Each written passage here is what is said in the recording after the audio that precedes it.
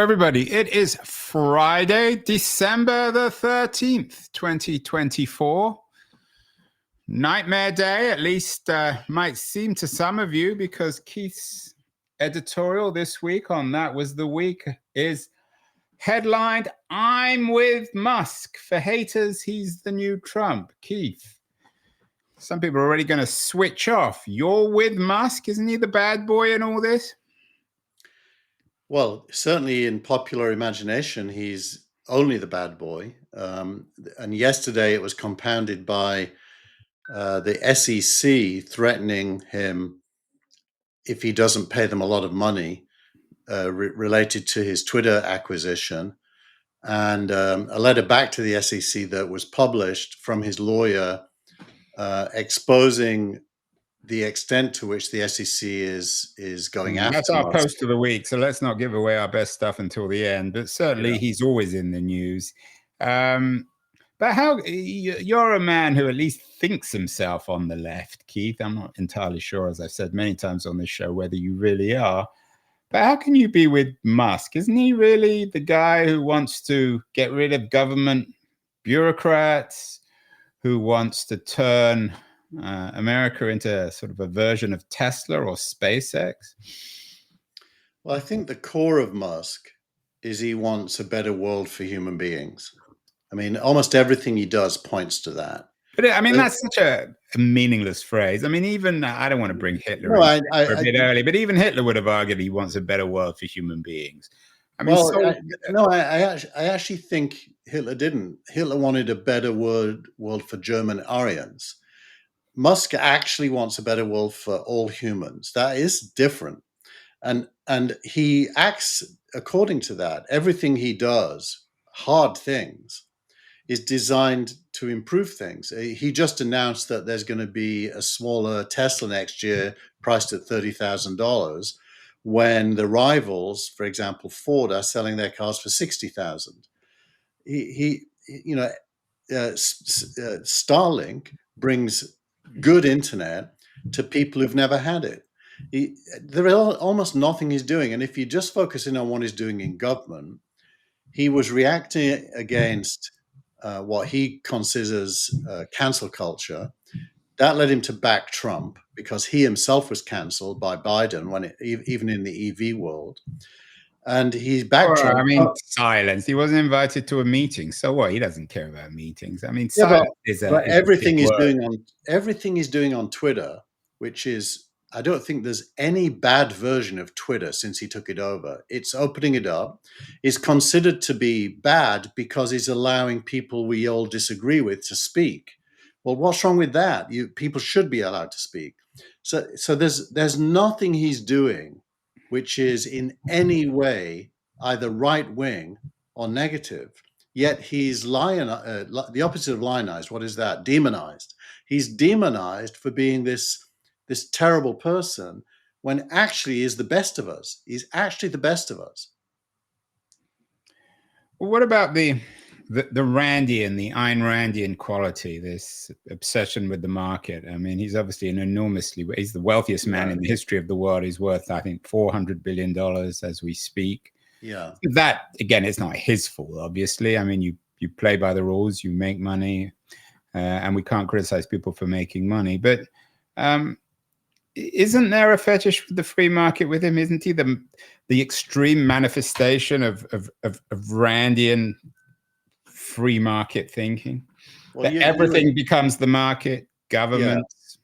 Well, you and me, because of our past, can have a good conversation about that, and we should. But I think most people, it's like good versus evil. Like the guy who killed the insurance company, the whole world is resolved back down to good versus evil, and you're good if you're against the market and evil if you're for it. I don't buy that at all. The truth is more nuanced. I mean, Rand actually, to her credit, saw the market as the way to get things done and saw the government as a way to stop things being done. I don't think that's that wrong. I think Keith, I think you you're a classic old leftist who's become a free market person. I mean, it's not necessarily criticism; it's just a reality, aren't you? Well, and it isn't that. I think I don't want to quote the Bible, that is to say, "Das Kapital," but I do think that capitalism is the only way you get to something better beyond it. Look what happened in the Soviet Union when they didn't really yet have capitalism, and they overthrew the state, the czar, which was a feudal system. And because capitalism hadn't developed, they had a backward primitive society that led to authoritarianism through Stalinism and such. Capitalism, at its best, is a precondition for anything better. And that's very core to everything Marx wrote. Even Marxists are the problem. Marx himself isn't a problem. He understood the benefits of capitalism, and I think there's nothing right wing about understanding that capitalist economics are a precondition to human uplift.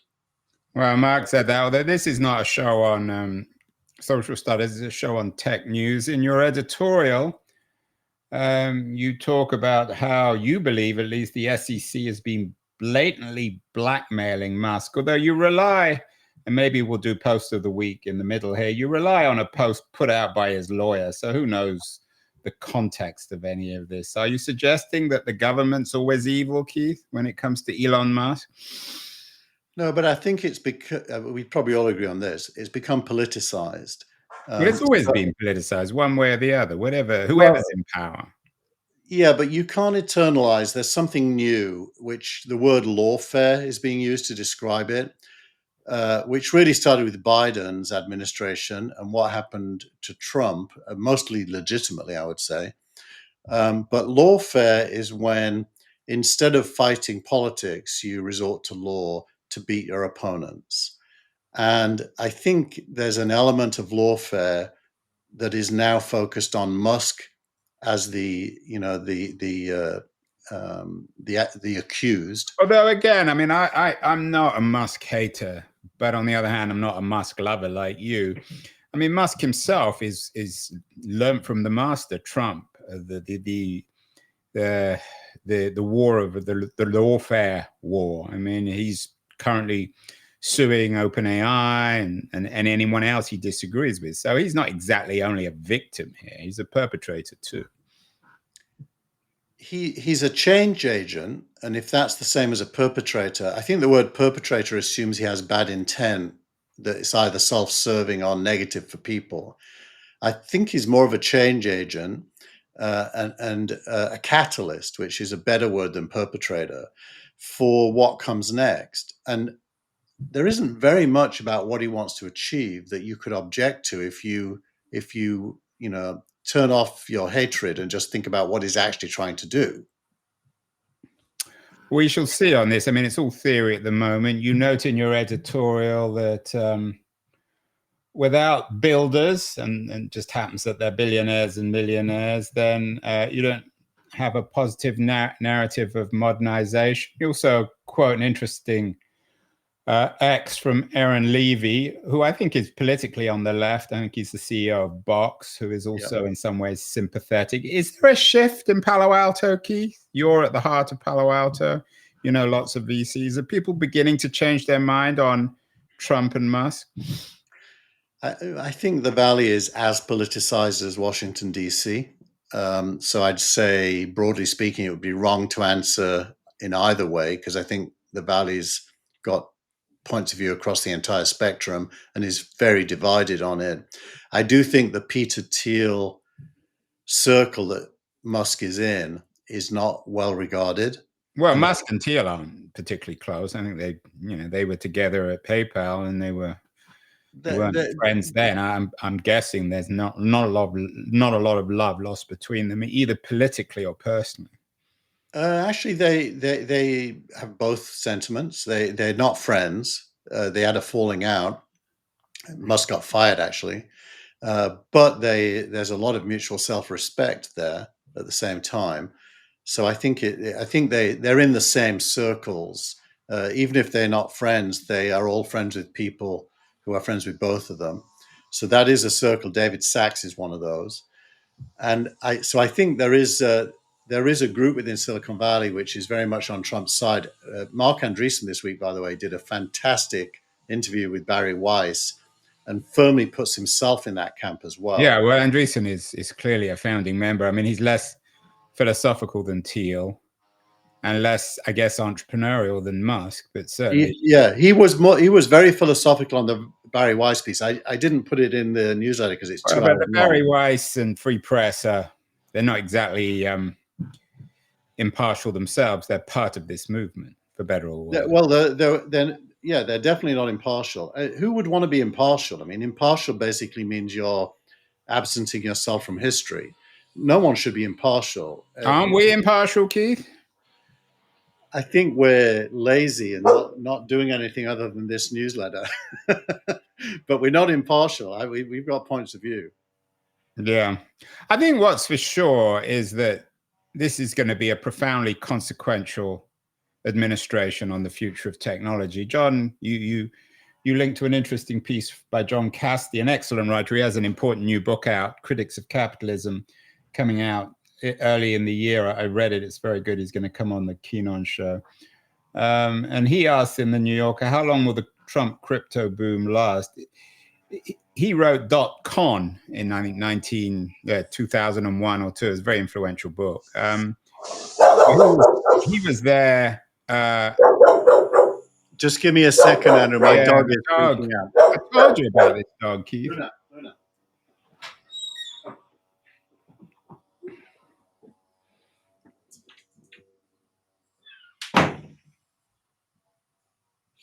It's a live show, and my gardener's. Is that a left-wing bark or a right-wing bark? Is that a Muskian bark? It's definitely an aggressive bark. She's a pit bull, and she's very gentle, but she barks like a monster. So anyway, back to John Casti, and he asks in the New Yorker, how long will the Trump crypto boom last? He wrote .con, so he knows about booms and busts.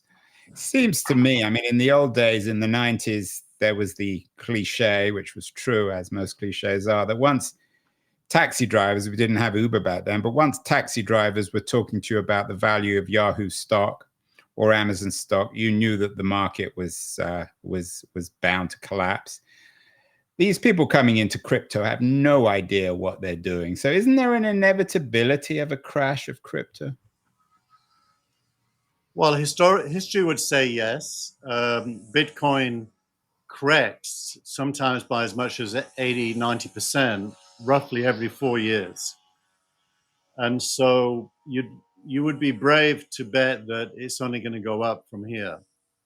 That said, there are things at work that make it likely that the level at which it adjusts with the range is on a constant up. The biggest thing is institutional money buying Bitcoin as a holding, BlackRock being the most recent, and the growth of now 5 or 6 Bitcoin ETFs. Every other cryptocurrency seems to track Bitcoin's value.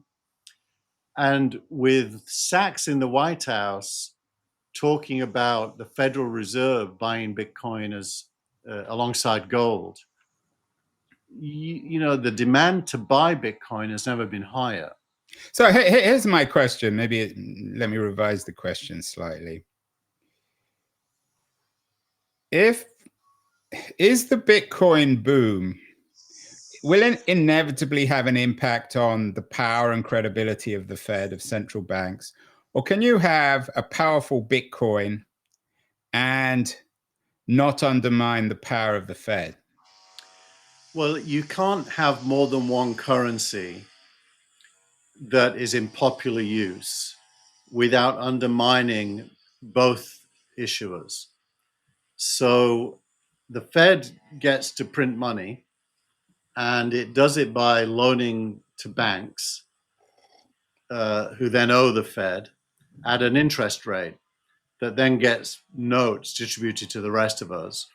And if we collectively start using something other than dollars, that would change the power relationship between the Fed and the population. But I think the right framing to understand Bitcoin, it goes bigger than that. Uh, the world needs reserve currencies. It always has. It just changes from time to time what the reserve currency is. And at one point, it was gold, the gold standard. Between the pound and the dollar was the gold standard. And the gold standard kicks in when there is no credible currency, which was true during that period. Most economists believe that the US dollar in the short term is going to be very strong, but is challenged in the medium term by the relative growth of China and the rise of the BRICS. And if you look at the BRICS, they're talking about creating their own reserve currency between them, which And Trump. let's clarify the BRICS. These are not bricks on a wall. What are they, Keith? Brazil, India, Russia, and what's the C? China. South Africa, some of the Middle Eastern South countries. Africa begins with an S. China, Yeah. I think. Oh, China, of course. What's the You C? missed that one. There you go. Yeah, China and South Africa were at the core, but it's growing. I think it's quite a number of countries now. And it's an alternative pole in the world to the dollar. And, Yeah, and I so wonder whether. I mean, I have no idea. I have no better idea than anyone what's going to happen. But it seems as if it's either a perfect storm or an imperfect storm that's brewing with crypto, with the Musk initiatives in government, and with all the rest of it. That something of major significance is going to happen over the next 4 years, for better or worse. That's my sense. I have no idea what it's going to be. No, that is not to quote the Bible again, but capitalism has a constant need to grow, and as it grows, it creates change, and the balance of the world shifts in line with that change. I mean, there's a layer cake. At the bottom is economics, in the middle is politics, and at the top is social structures. And we're living at a time when the post-war agreement is breaking down. It may not be negative, but it's certainly changing. And you could say perfect storm, or you could say perfect rebirth, depending on And it's your view. interesting that another piece you linked to in this week's newsletter is one by Paul Krugman. He wrote his last column in the New York Times, probably 10 or 20 years too late. They should get rid of all their old columnists, Maureen Dowd, Tom Friedman, Krugman. Krugman's the first to be displaced. He asked why US technology still rules. I wonder whether we could have a future where US technology is really strong, but the dollar and maybe America's political significance is lessened. What does Krugman tell us about US technological domination? Why does it rule? Well, he reduces it down to an accident of geography. He really tries to argue that geography matters. I think it's a very weak thesis. He's one of your old leftists, Keith, you don't like, I'm guessing. I think I like reading him, and he's very clear, very direct. You can understand what he says. He is not prone to lawfare. He's actually a thinker. So I like reading him. I think this thesis is a backward looking, that is to say, rear view mirror looking. So it's a self-fulfilling truth that California being California, it is the source of all innovation, and AI certainly bears that out. But I think it's a descriptive reference rather than a causal one. I think the causal is to do with the moment in history that venture capital meets innovation through the military complex that Second World War created. And the winner was America, clearly, and California was the think tank of America. And that survives to this day. There's no signs that that's going to change, although there are a lot of interesting technological things happening in China. Most of the rest of the world is not in the game. Europe, in particular, is not in the game. And he talks a lot about Europe in this and mentions the Draghi report, which we talked about a few weeks ago. So I think there's nothing very wrong with what he says. It's just not a complete explanation. And people have tried to explain it many times. One thing that does seem to be changing is, and we've talked about this before, is that the corridor between Washington, D.C. and Silicon Valley has been replaced. Everyone seems to be in the same room. Obviously, Musk is example number one, exhibit one in this, in that Elon Musk has arrived in Washington and is changing the world. But more and more tech entrepreneurs are having an influence on policy.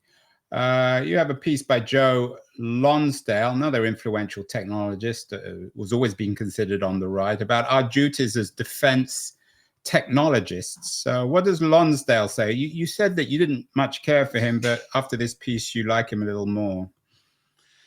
Yeah, he felt to me a bit like an ideological hawk that didn't really have an intellectual framing for his hawkishness that made any sense other than USA, USA, USA. But actually, this piece, and bear in mind, he is the co-founder of almost every successful defense company in Silicon Valley, including Palantir. So he's a very influential guy. He's also the funder and founder of the new university, which Free Press is involved in, the University of Austin. So he's also very much committed to, and at least in his language, anti-woke education. So he's a man of the traditional right, although you may disagree that it's really the right. Yeah, no, he's a libertarian, which can be defined as right or left, depending on your overall view. Certainly when it comes to education and free speech, he's a strong libertarian, which I think mostly would make him historically part of the left.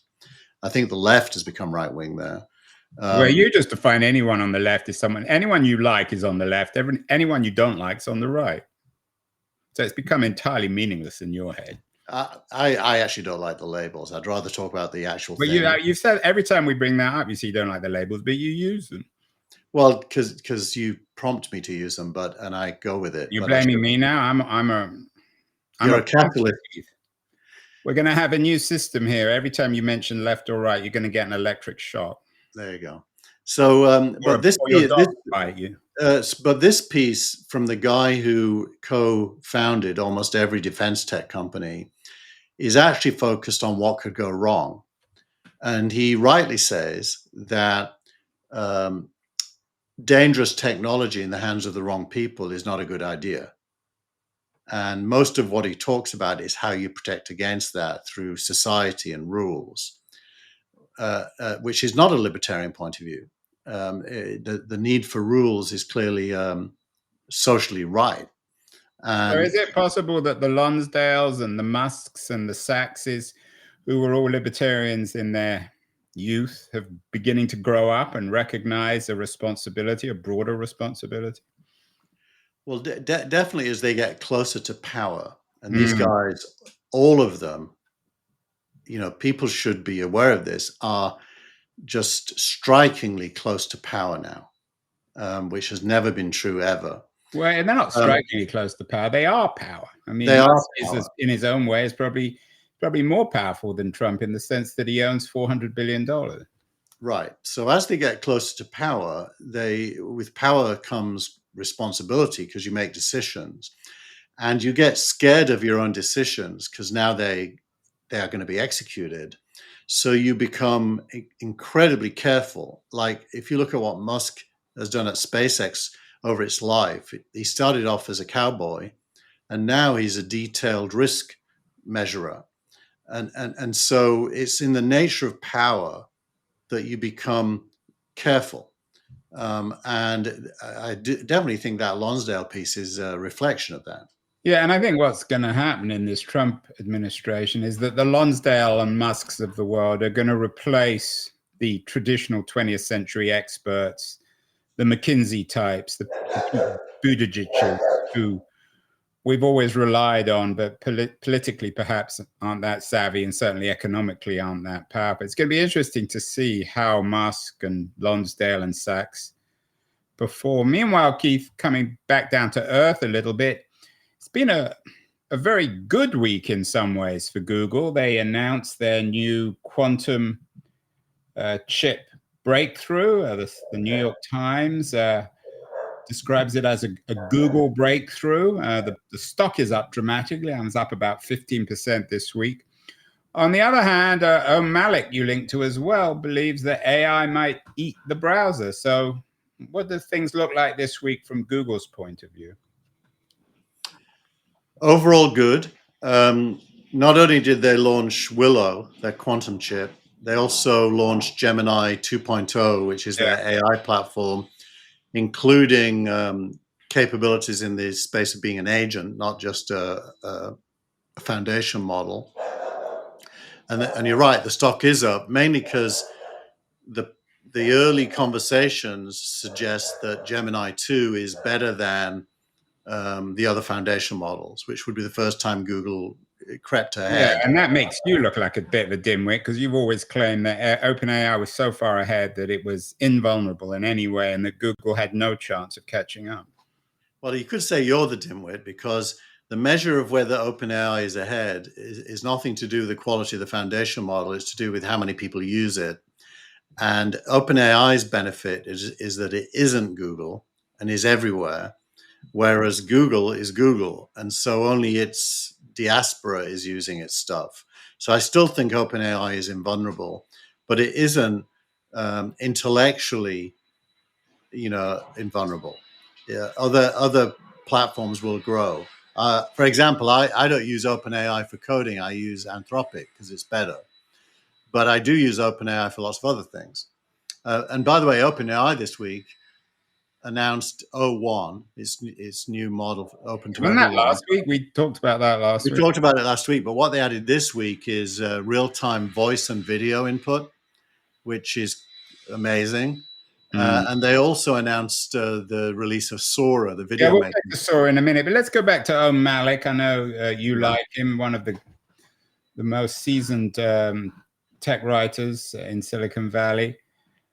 It's funny, if AI eats the browser, will Google even care? I mean, talk about fighting the previous war. This government decision to break Chrome off from Google seems such an absurd, archaic thing to do. Would Google even care if the browser, if somehow, whatever AI, if AI did indeed eat the browser, would that be bad for Google? Well, if you break it down, Google has really two audiences, one on Android and one on the web, and probably one on iOS as well due to its partnership with Apple. And OpenAI has taken first place on iOS for AI. Google isn't there. So insofar as AI becomes the input and the browser not, on Apple, Google loses. On Android, Google wins because Gemini will become the dominant input on Android. And Android is, I think it's about 3/5 of the smartphones in the world. And then the web, the reasons you would need to go to Google are in decline and may, as Ohm is saying, may decline to zero because the browser by definition is a temporal technology. That is to say, it's very specific to that time when there was information, but you needed to ask for it. And that took the form of typing in a browser search terms. Yeah. That age is I don't think anyone could sustain the argument that age is going to continue. Well, they will take a bit of time in the same way as people still use Microsoft desktop software even today. I mean, it takes a decade to change, doesn't it? Yeah, it does. But and it will never get to zero, but it becomes meaningless from a business point of view to own the browser eventually. It becomes very meaningful to own whatever the interface is to knowledge. And, that probably is based on what OpenAI launched this week, your camera and your microphone and your ability to type all feed into AI, increasingly agents, where you'll have a travel agent, You'll have a kind of a booking dinner agent. You'll have agents for everything. And so going to Open Table and filling in a form and choosing a time is not going to be needed anymore. Well, it might be if you've got a wife who changes her mind.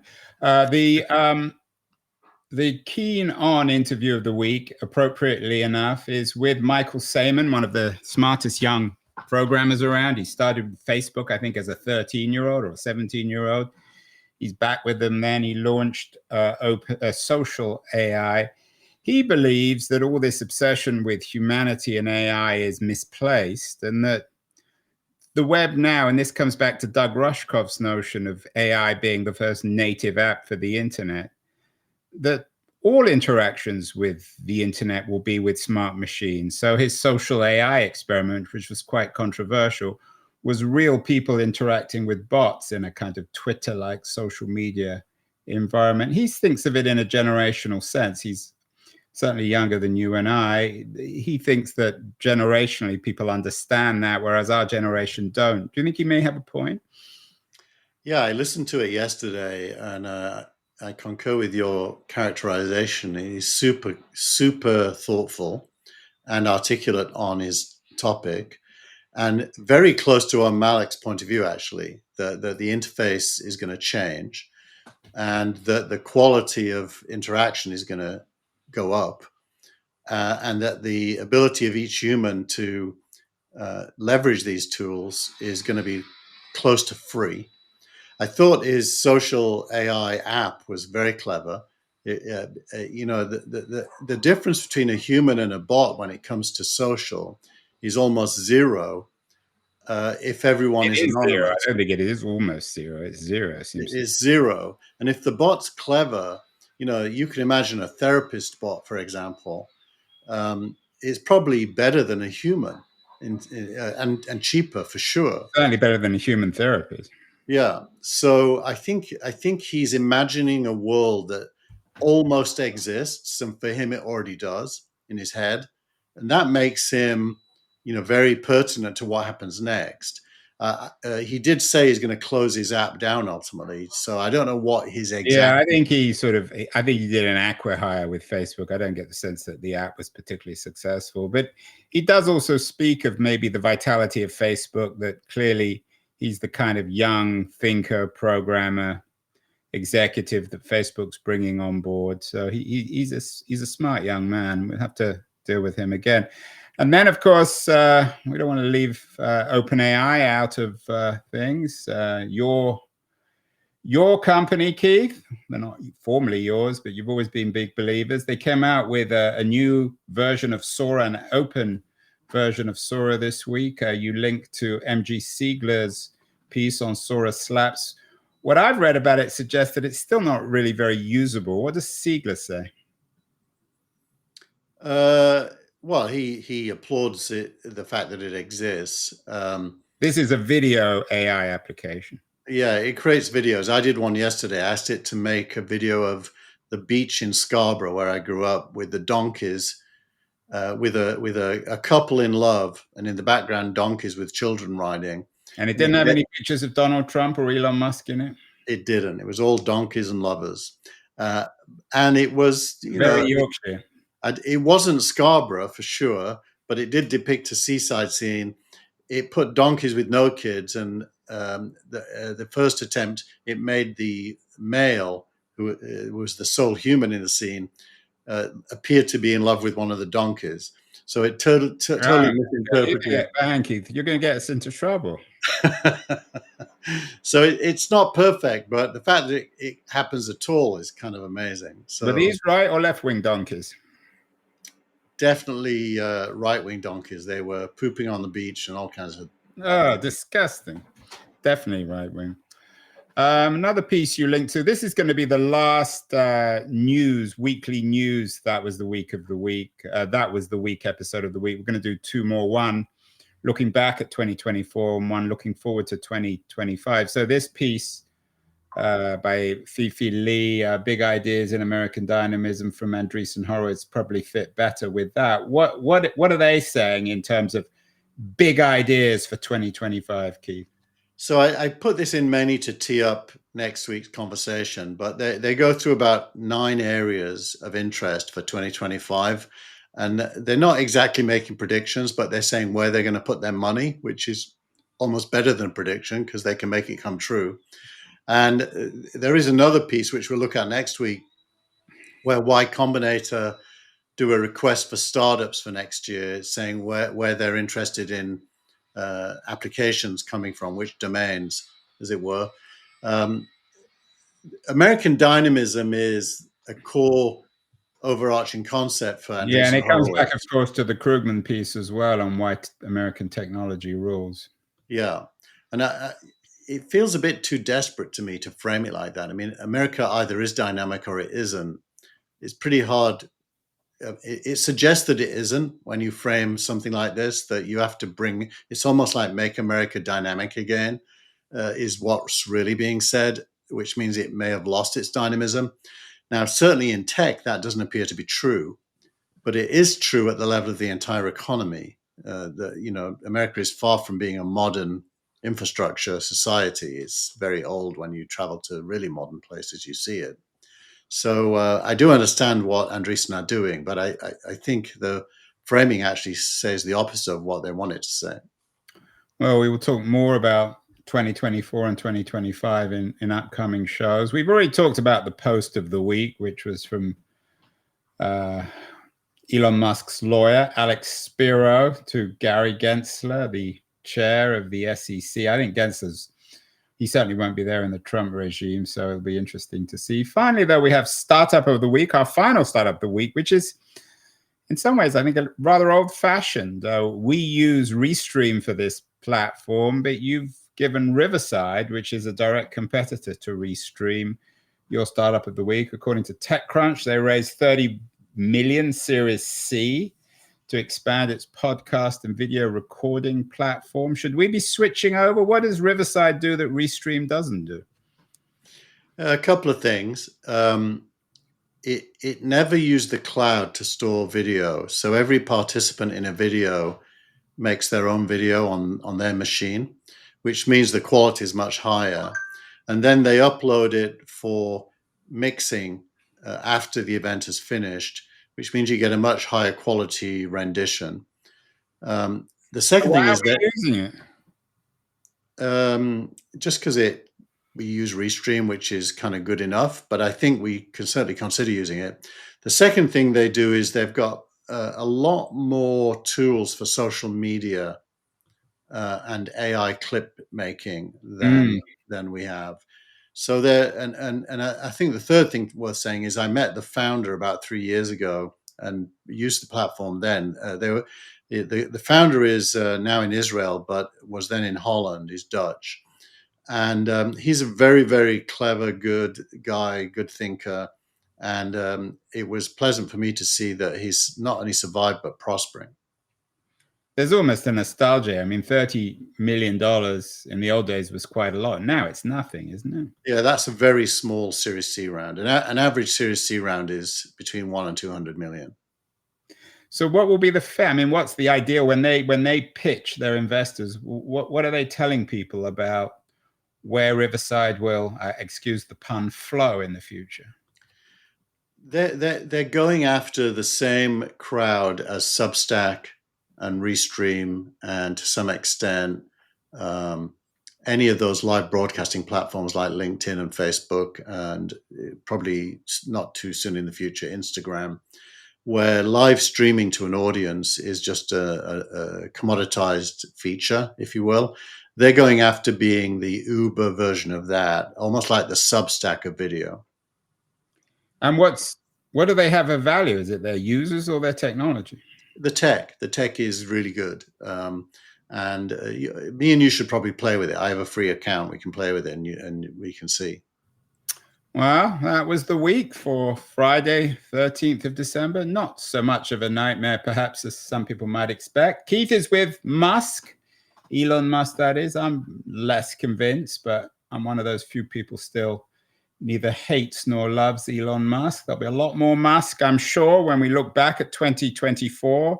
and perhaps even more when we look at 2025. He's clearly going to be a figure who shapes the next year. Keith, have a good week, and we will see you next week to talk about a more universal view of what did and didn't happen in 2024. Thank you so much. Bye.